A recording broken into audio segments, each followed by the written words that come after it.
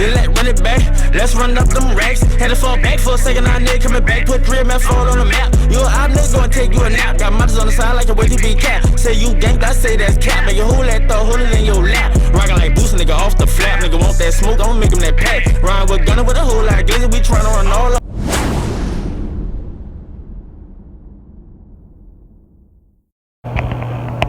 Man, listen to me, bro. We living in a time where it's like we don't have no excuse to be oppressed. I'ma say that. We living in a time where we don't have no excuses to be oppressed, right? I always heard as I was growing up that the white man have a trap for black people. The white man got us stuck behind the 8 ball. He gotta keep his foot on our neck. It's set this way and all this, right? That's what they say, right? But we living in a time where you don't see it. All you ever see is black on black.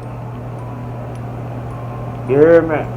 When I go out and stuff, I never think about a white person might kill me today. I don't have those thoughts. You hear me? My thoughts be, man, one of these niggas might kill me. You hear me? One of these niggas might kill me. And for what reason? Man, they have a whole lot of them. Because they just don't like me. Because they want to rob me. Nigga might kill me because I'm looking at him. I might be looking at this nigga's shoes and like his shoes. Nigga, what the fuck you looking at, nigga? This approach you with hostility. Like, goddamn. Don't know it from a can of paint. It's like, damn. And I remember me being this way, though. You know, I'm guilty of this. I used to be like this, like, man, what you looking at, nigga? Like, yeah, you looking at me and, you know. And,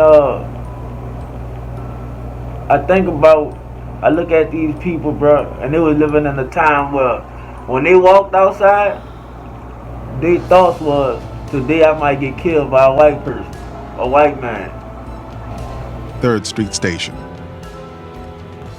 He was running up the steps to try to make it to the train, and I said, Emmett, I called him Bo. I said, where are you going? You haven't kissed me goodbye. And how do I know I'll ever see you again? And he looked at me and he said, oh, Mama. He kind of scolded me for saying something like that. But he turned around, he came back, and he kissed me goodbye. And he said, here, take this. He pulled his watch off and gave it to me. He said, I won't need this where I'm going. I said, what about your ring? He said, oh, I'm going to show it off to the fellows. And with that, he was up the steps and on his way to get on the train. I mean, someone come and stand over you with a pistol in one hand, a flashlight, and you're 16 years old. This is a terrifying experience, very terrifying. And so we marched on around through 2 rooms, and I found the boy in the 3rd room in the bed with my baby boy. And they told him to get up and put his clothes on. Mose Wright pleaded with the 2 men. He's only 14 and he's from up north. Why not give the boy a whipping, Wright begged, and leave it at that? The 2 in the next room, cousin and uncle, they never woke up. My Uncle Sammy did wake up, but they told him to go back to sleep. He's 12 years old. And I just say, hey, I'm fixing to die. J.W. Milam turned to Mose Wright. How old are you, preacher? He asked. 64, Wright replied. You make any trouble, you'll never live to be 65. Near to the car, they asked the question, is this the right one? And I heard a boy say yes. And they drove off toward Money with it. Nobody talked to anybody. The house was as dark as 1,000 midnights. You couldn't see. And when they left, I was still afraid, and so I'm waiting for them to come back. And that was that Sunday morning, early Sunday morning.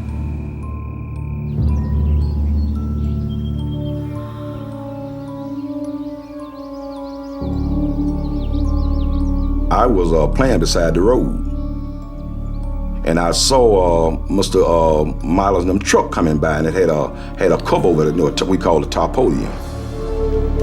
And I heard somebody hollering on the truck. I could hear all this beating, and I could hear this beating, and I could hear this crying and beating. And I'm saying to myself, they beating somebody up there. I heard that even before I got to the barn. I passed, they still was beating, I could hear that. Milo came out, so he had said, did you hear anything? I saw him, he had a khaki pants on, had a green nylon shirt, and a 45 on his side. So I said, no, I ain't heard anything. I said, I didn't hear anything. I was coming through there that morning. Too Tight was out there washing the truck out. I was washing General Miles' truck out. I said, where all that blood come from? He laid. The boy laid. That's what he did. He said, there's a shoe here. There's one of his shoes here. I said, who? That's the way I said. I said, who? Emmett Till's shoe.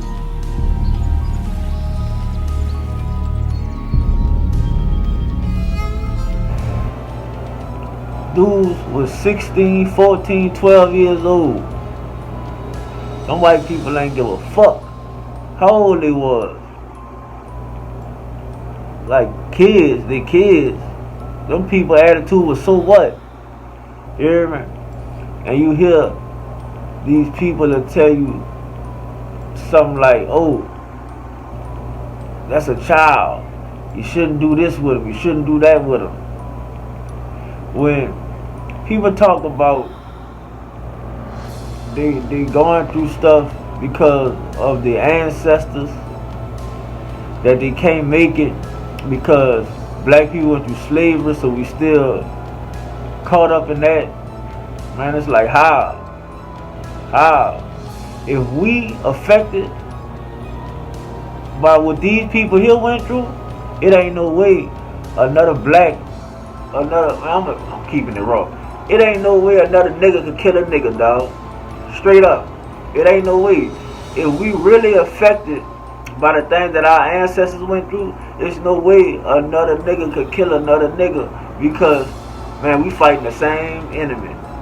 We against the same enemy. So why would we kill our own? You hear me? Why would we kill our own? Everything we do would be against a white person if we were really affected by what our ancestors went through. You hear these horror stories, you be like, man, I'm gonna kill one of these motherfuckers. You hear me? But no. Nigga wanna kill another nigga. Nigga wanna beat another nigga. Nigga wanna cheat and steal and play on. Like, why, dog? Like, why? These people went through this shit, dog. These people went through this shit where it was really a time where the white man really had it, where you, as a black person, you and got him out. Then we carried him up to the other landing and put him in the hearse. Emmett's body had been weighed down with a 75-pound cotton gin fan tied around his neck with barbed wire. The boy was so badly beaten that Mose Wright could identify Emmett only by his father's ring. Mamie Till was in Chicago, surrounded by worried family and friends, when she was told that her only child was dead. Those words were like arrows sticking all over my body. My eyes were so full of tears until I couldn't see. And when I began to make the announcement that Emmett had been found, and how he was found, the whole house began to scream and to cry. And that's when I realized that this was a load that I was going to have to carry. I wouldn't get any help carrying this load. These people went through this shit where it was really a time where the white man really had it where you, as a black person, had it where you ain't got no rights. You can't come up. You'll never get the opportunity that this white man got. You hear me? And if you try to get it, they'll kill you. And they wasn't going to jail for it. They ain't had no repercussions for it. And those people still made it. Those people still got houses. Some had cars. Some had land. And they really faced with this shit that we talk about, we faced with. Oh man, it's set up where I can't get a job. Oh man, it's set up where I can't get a business. Oh man, it's set up where... Man, come on, man. You serious? Oh. Our generation living in a time where we really have the opportunity like other people, as long as we apply ourselves, as long as we seek the knowledge that we need, we can do whatever. We can do whatever everybody else do. You hear me? And even if we didn't have the opportunity or the resources to do what everybody else do, man, you can't tell me that we don't have enough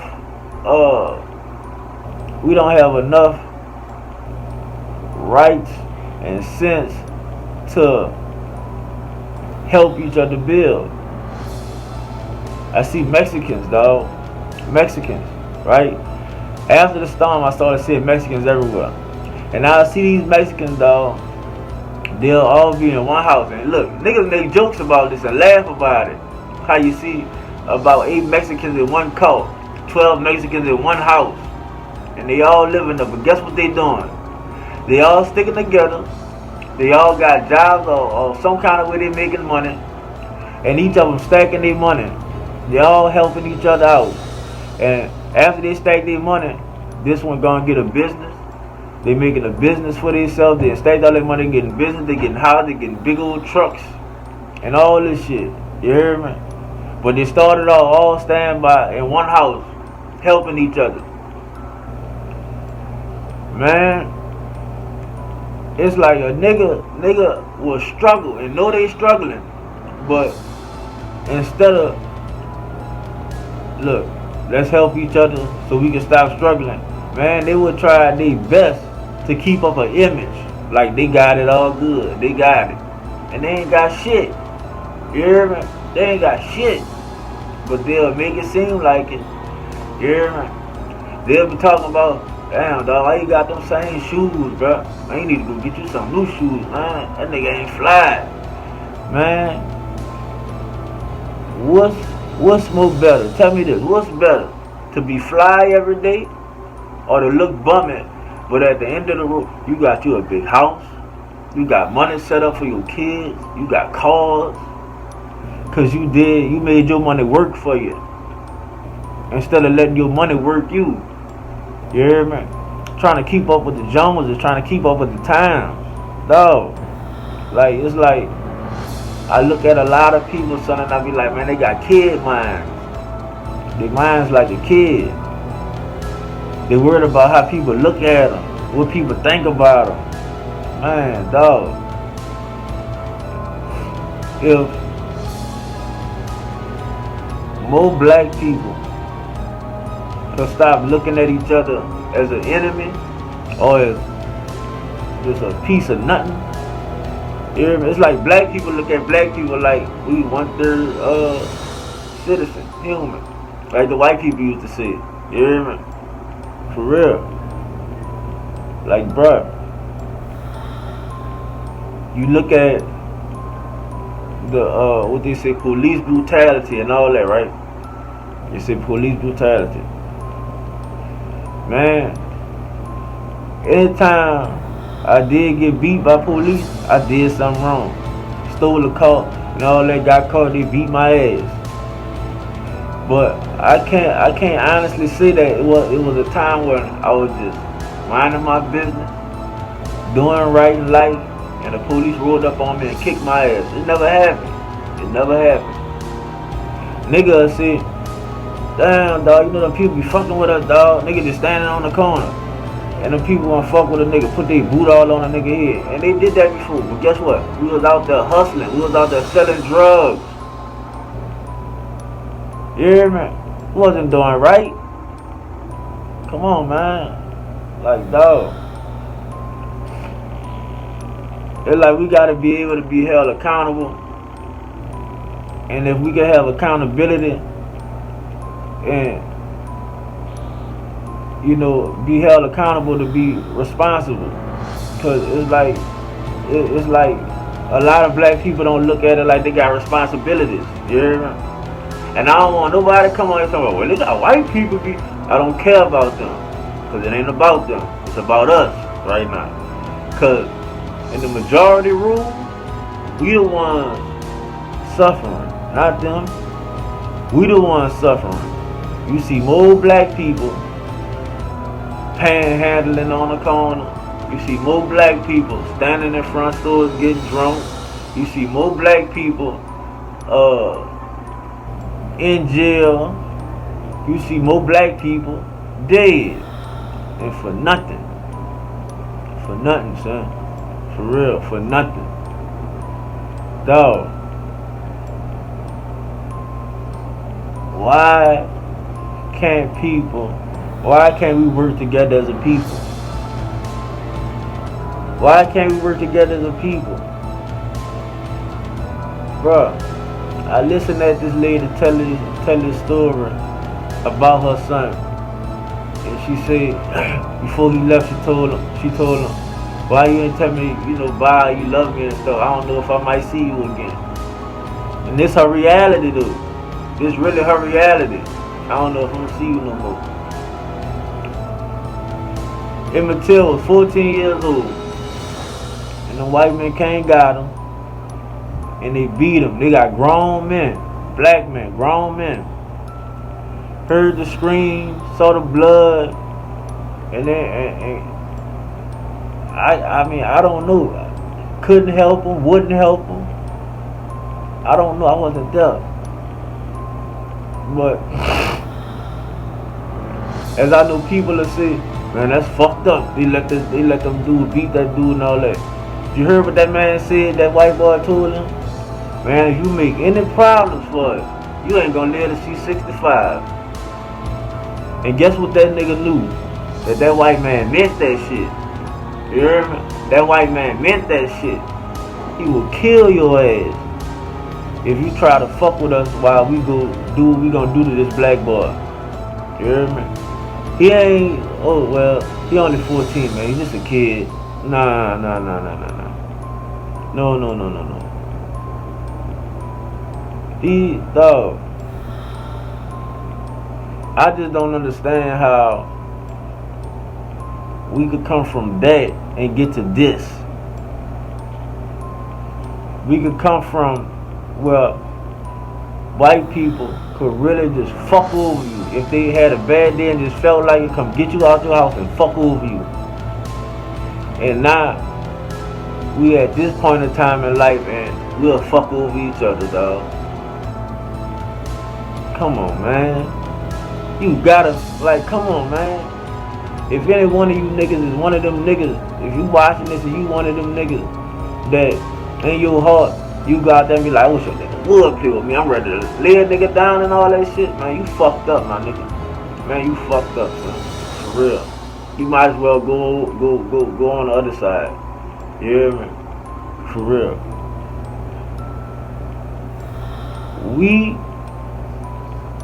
If we gonna look at the past and look at how black people had it back then, We supposed to want to be doing way better these days. We should all want black people to be rich, pulling one another up, not pushing them down. For real. And that's why I say, after, like, even before I went to prison, I never was just I want to fuck over niggas. Like, you hear me? Like, I done robbed niggas before, but, dog, white boys and Asians and all Spanish people, none of them was off limits. I'm getting them all, because it never was like I just want niggas. I wasn't scared to do none of white people or Asian people, none of that. Anybody could get it, because I really was just trying to come up. You hear me?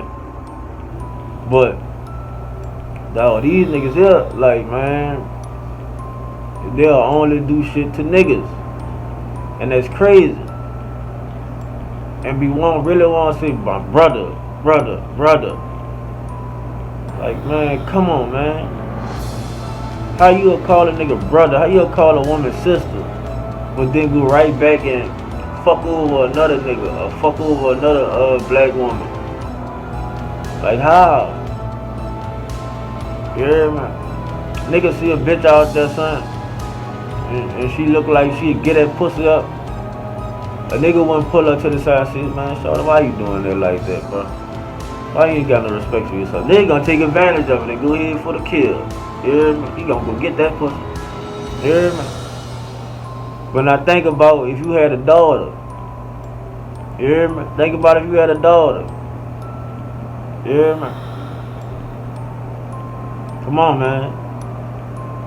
That's what kind of changed me. Looking at, man, I got daughters. And no, this ain't right. Running trains on these girls. Man, that ain't, fuck no. You hear me? Women. See a nigga got money and all that shit. And they'll play on him. If they see he got love in this or he a good hearted man and trying to be there for, they'll wring him dry. You hear me? But think if you had a son. You hear me? Dog, as black people, some we put to stick together and try to be better. It's like we really went worse. Son. Back then, black people stuck together because they had an enemy. And it was the white people. That was the real enemy. You hear me? And these days, y'all trying to say that we still got the same enemy, the white man? Well, why we ain't sticking together then?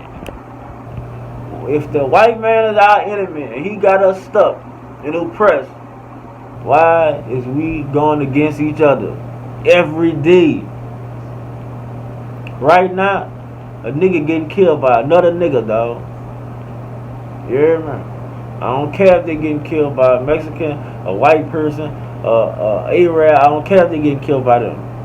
Cause would it be so off? Like, well, no, it ain't all. Cause they not us. They not our kind.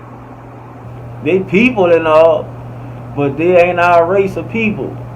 And if we want to talk about Black Lives Matter and all that shit, dog, my nigga, we supposed to stick together and build together, son.